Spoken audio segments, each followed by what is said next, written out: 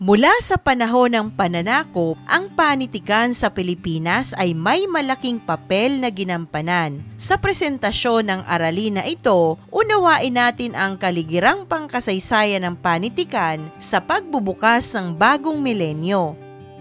Matapos ang paglaya ng pamamahayag noong taong 1986, lalo pang umunlad at sumigla ang panitikan pagsapit ng huling bahagi ng ika-20 siglo hanggang sa pagpasok ng ika-21 siglo. Dahil sa malawakang paggamit ng iba't ibang media tulad ng radyo at telebisyon na pinalakas ng pag-unlad ng teknolohiya, mabilis na sumikat ang mga musikero mula sa mga universidad at pamantasan gaya ng Eraserheads, Parokya ni Edgar at River Maya. Nagbigay ito ng panibagong anyo sa mga awiting Pilipino na kinilala bilang Original Filipino Music o OPM.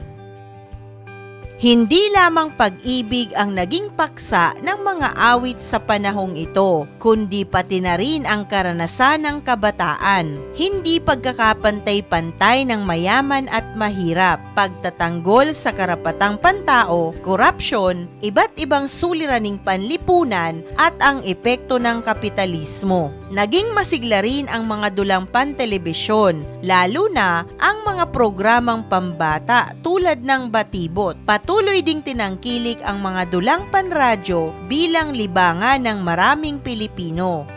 Sa panahong ito, dumami rin ang mga isinaling maikling kwento at nobela, pati na ang mga awit, tula at sanaysay na ginawang batayan para sa mga pelikula. Lumitaw rin ang independent films o mga pelikulang nilikha ng maliliit at hindi pangunahing kumpanya sa industriya ng pelikula. Pagsapit ng ika-21 siglo, hindi na lamang sa pahayagan, radyo at telebisyon na ipapahayag ang panitikan, kundi pati na rin sa internet.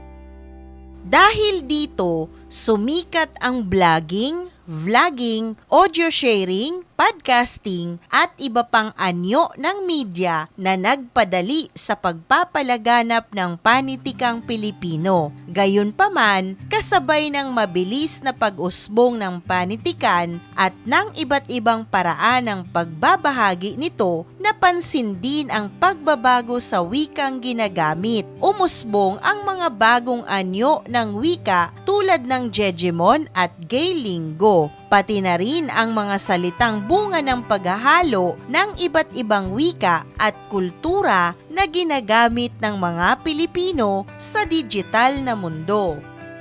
Sa bahaging ito, unawain natin ang iba pang mahalagang impormasyon ng panitikan sa pagpasok ng bagong milenyo, taong 2000 hanggang kasalukuyan.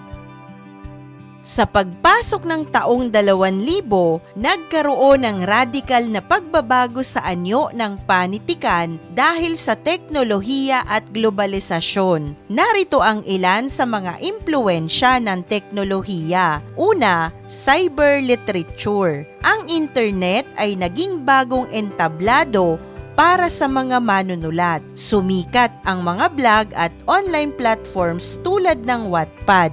Ikalawa, dagli o yung flash fiction. Muling nabuhay ang mga napakaikling kwento na mabilis basahin, na angkop sa mabilis na takbo ng buhay sa bagong milenyo.